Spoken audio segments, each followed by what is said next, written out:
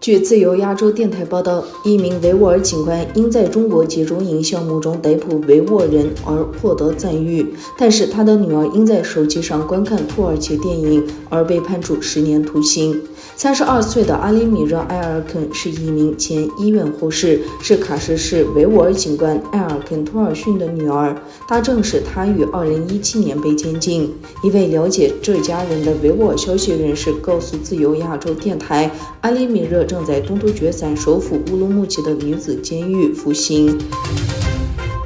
最新泄露出来的有关中国集中营的照片和文件引起了国际社会的关注。这个新的报道进一步增加了已经存在中国在东突厥散种族灭绝的有力证据。5月29日，总部设在华盛顿的维吾尔协会在首都华盛顿美国国会前举行的示威活动中，500名集中营囚犯的照片在美国国会大楼前排成一列，以引起人们对中国警方档案获得的机密文件中无辜维吾尔人困境的关注。美国商务部长雷蒙多说，拜登政府正在对中国公司逃避美国制裁的行为展开调查，并积极考虑将更多的中国公司列入黑名单。雷蒙多星期二对媒体表示，政府正在搜集中国一些恶意行为实体的信息，并将那些公司列入实体清单。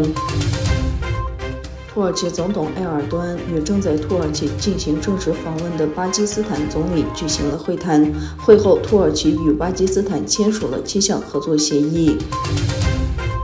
中国国务委员兼外交部长王毅正在南太平洋访问，但当地媒体记者指出，他们被禁止拍摄或参加活动，也不允许向王毅提问。英国卫报报道，王毅虽然在每一站都和地主国签署双边协议，但他至今未曾回答当地记者媒体的任何问题。王毅出访太平洋岛国，但未能在培基的地区峰会上签署共同协议。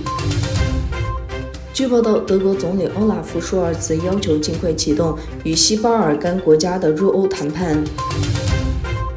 瑞典首相玛格达雷纳·安德森会见了前来出席在首都斯德哥尔摩举行的会议的联合国秘书长安东尼奥·古特雷斯。在谈到土耳其和瑞典之间的北约谈判时，安德森表示，他们会见了土耳其，并期待在不久的将来继续进行建设性的会议和谈判。